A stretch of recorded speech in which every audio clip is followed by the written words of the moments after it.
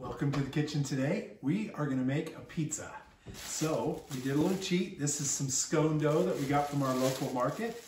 And this is our springform pan.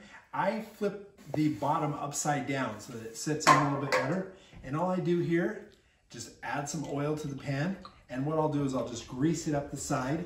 I've already got my oven going at 375 while I get this grease going here. And this is just really a fun pizza to make. It's actually super delicious too. I'll take this out here. This is a little bit of work to get this out here. I'll take my dough out. And then all I do is just work it by hand. Just try to work it out to the edges and kind of see what I'm doing here. You don't want to get it too thin on the bottom at any one space. If you do, all you're going to do is just kind of push it back together there. And I just want to get it spread out until I got enough to start working it up to the sides. And once I get this worked up the sides here, you're going to see that this dough this is going to become our deep dish pizza here. And it's just really fantastic. I mean, it's just got so much bread and it's just, oh, yeah. This is definitely my cheat day when I have this going on. Alrighty, that's looking good. Worked it a little bit too fast. Normally I don't work it that fast, but I'm not used to doing videos.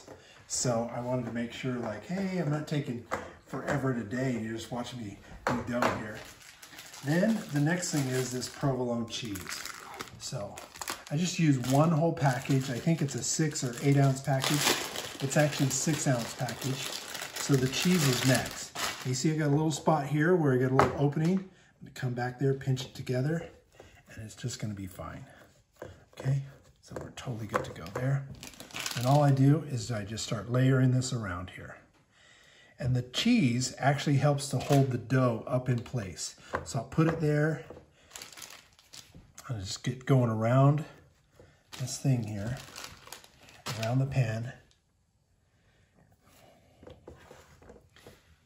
And I just use the cheese to push it up and hold it right into place where we want it. And I mean, honestly, this is such a fast dish to make. It's unbelievable how fast this comes together. Okay. There's that. And then here's our next little step here. So this is just some homemade marinara. This was some lighter colored tomatoes that we used to make this marinara. And you just come in with it and just run that marinara right up the sides here. So it's just a super fun thing. By the time it gets done, it almost looks like just a big, flat pizza cheesecake. It's just so good here. So we got a nice layer of sauce going. You want to get a good layer of sauce over that provolone cheese. And we've got some other cheeses that we're going to add to this too. So next up is going to be fresh basil. So we just take this basil. This is some basil we just cut up right now. So this is some fresh basil here. I'm just going to put that right in there. Okay. And, oh, we got to do this. Now, the basil by itself, if it were in there on top of the pizza, that basil would just burn right up and we don't want that. So we want that flavor of that basil in the pizza. And so what we're going to do now is make sure that we put other toppings on top of that. So this is some feta cheese. There we go. I like to be liberal there. And then put some mozzarella in there too. Oh, I think it's a good time to put these olives in. So usually I won't even put any other things in there. I won't put pepperonis or jalapenos or any of those other things there. I'm just putting these yummy cheese and marinara is all I usually do. But I'm going to have a little fun today. We're going to add those olives. We're going to give it a little Mediterranean feel today. And here's some mozzarella. Okay. Now I add another little layer of sauce here. My little secrets here.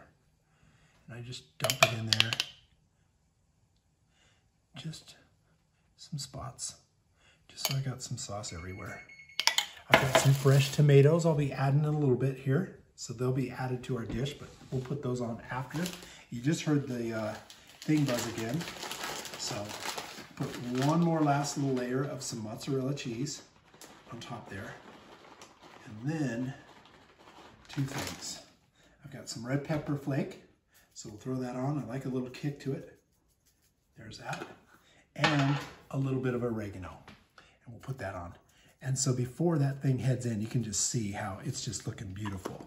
So we're gonna put this in, and we're gonna do 10 minutes on our bottom shelf, and then 10 minutes on our top shelf in the oven. I'll put it in, I've got it at 375 degrees.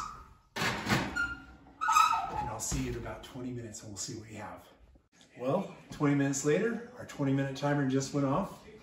I'll shut off the oven right now, and then we'll get right in here. I've already taken a peek, and this is a nice little golden brown going on, and it's just flat like a cheesecake here.